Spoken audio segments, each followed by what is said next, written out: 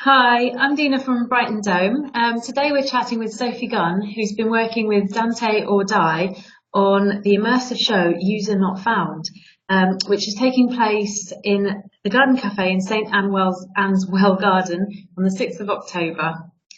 Thanks for chatting to us today, Sophie. Uh, Uh, can you tell us a bit more about your role and how you came to work with Dante or Die? I first met Terry and Daphne through a acting academy that I went to for almost 10 years now called the Hunt Academy for Young Actors. And then I met Terry and they told me about this show Take On Me they were doing. So I went to a workshop audition and then started working with them as a volunteer performer. And that was back in 2016 now. And then when we got to the show, so we went on tour around Surrey, and we got to Chertsey, and my parents wanted to come and see the show. Um, and because they're deaf, they needed a BSL interpreter, which was fine. We sorted it all out. And when the interpreter Jenny was working with us, it soon became apparent that it was really amazing to have it integrated in the performance, to see Jenny walking alongside the performers as she was interpreting, and just how beautiful the sort of image looked of it all together. So it was something that we were all thinking about. And then in the January of 2017, Daphne gave me a phone call and said that they were working on a new show and they wanted me to help them with the access side of things. And then from that, it's sort of I applied for a bursary with NGC Futures, and I was granted that bursary, which has allowed me to go into London and work with Dante quite a lot, and meet so many interesting people, and learn a lot about access and how different everywhere is in terms of access. Everyone has a completely different idea of access, different experiences of it, and completely different levels of understanding of what it means to have strong links with the deaf community. So yeah, it's been really interesting so far. Fantastic. What were your main objectives when you were approaching the project, and what did you want to do differently? So what was really clear for me was that I wanted it to be that every single performance was accessible, not just selected dates. I wanted the whole thing to be accessible, and that was always at the forefront for me. That it shouldn't have to be that a person that's deaf has to contact the venue to say, "Oh, I'm deaf and I need these access requirements." It should just be that they can message their friend and say, "I've seen there's a show on tonight. There's still tickets. Do you want to go and see it?"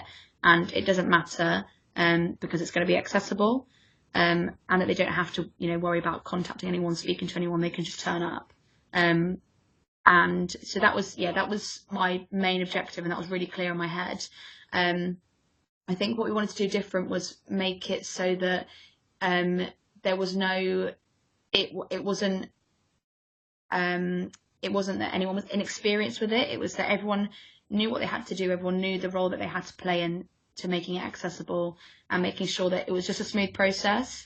Because I think sometimes it's from personal experience, when you mention the word access, it sort of seems like people know that there is something at the venue, or they know that there is something there that they can provide, but then there's several people they have to speak to get it in place, and then finally you'll get something, and then it's all just been a bit manic, and it makes you feel quite isolated, and not I won't go so far as to say humiliated, but it is that sort of vibe, that sort of it's everyone's sort of rushing around trying to get this one thing sorted. And I think if everything was already in place and everyone knew what they had to do or what was needed, then it wouldn't have to be like that. There's been a lot of times when me and my mum have gone to the theatre, and there was one time when the captioning stopped halfway through, and I know there's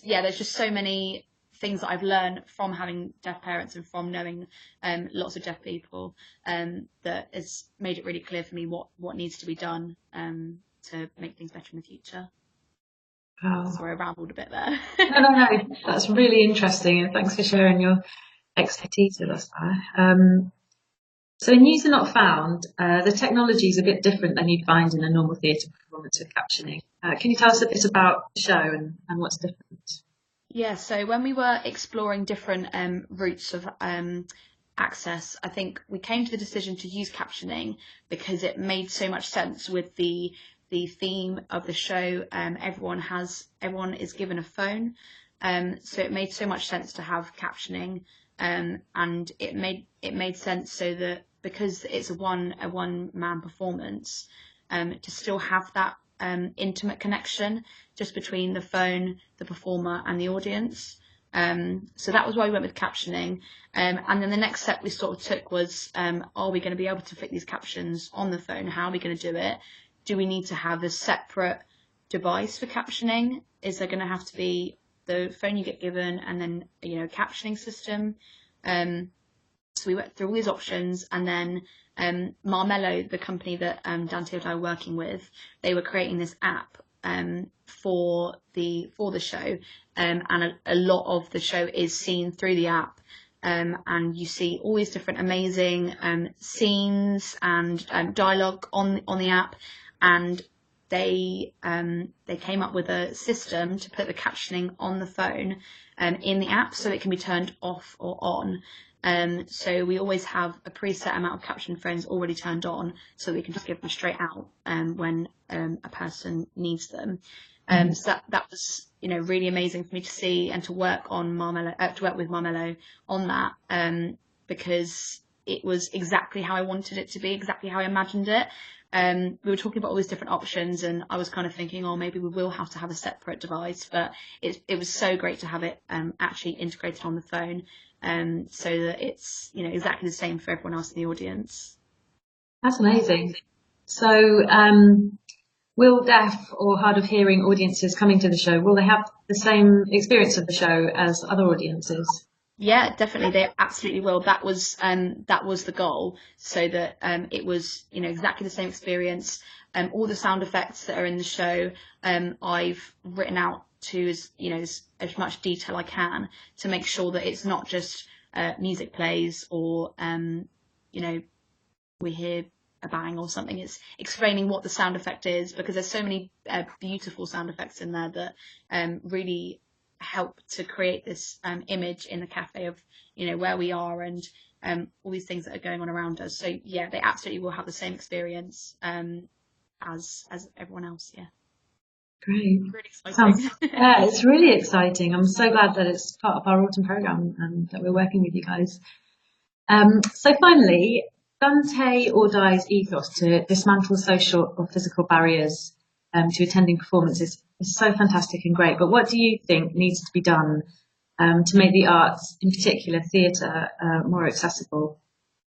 I think that we just need to be one, talking about it more, and actually, going out to speak and meet deaf people and um, asking deaf people what they want and what hasn't worked so far, and actually having that connection with deaf people, so that they can trust that when they come to a performance at your venue or at the venue that the access performance is at, that it's going to be good and it's not going to be a half-hearted sort of, we've got some access, but we haven't they haven't really thought about it.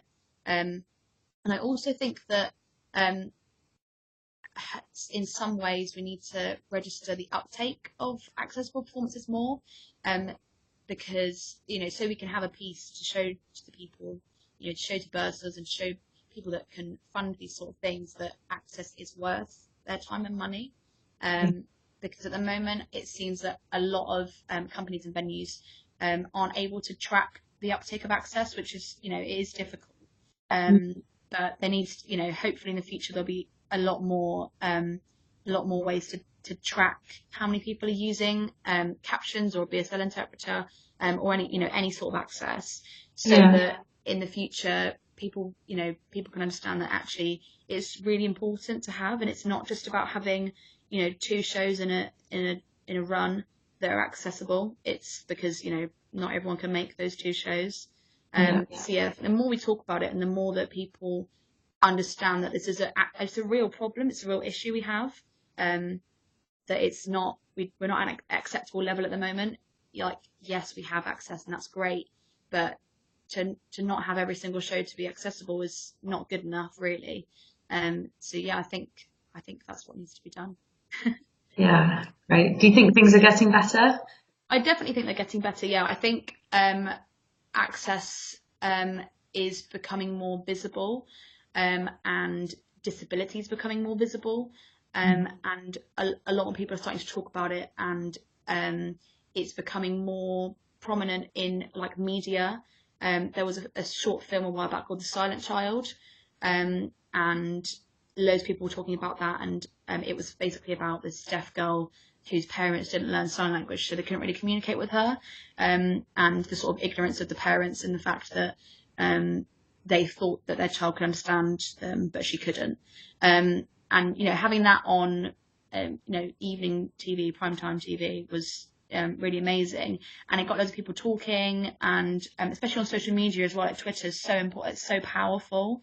And people talk about it, and being able to retweet an upcoming performance that's going to have a BSL interpreter it's really powerful now, because anyone can see that. There's actually an app called, I think it's called Sign Life, that was made recently, where deaf people can go on it and share events and things that are accessible. So it's always like small things that are building up and coming together to eventually create a bit more fast movement in access, I think. Great. It sounds like you guys are doing amazing things. We can't wait to see the show, and I'm sure loads of people are going to be really eager to get their tickets. So once again, that's on the 6th of October in the Garden Café in St Anne's World Gardens, and we can't wait. Thank you so much for talking to us, Sophie. That was really Thank you so much. Yeah, and great work, and can't wait to see the show. Thanks. Can't wait for everyone to see it as well. Yeah. Bye. Bye bye.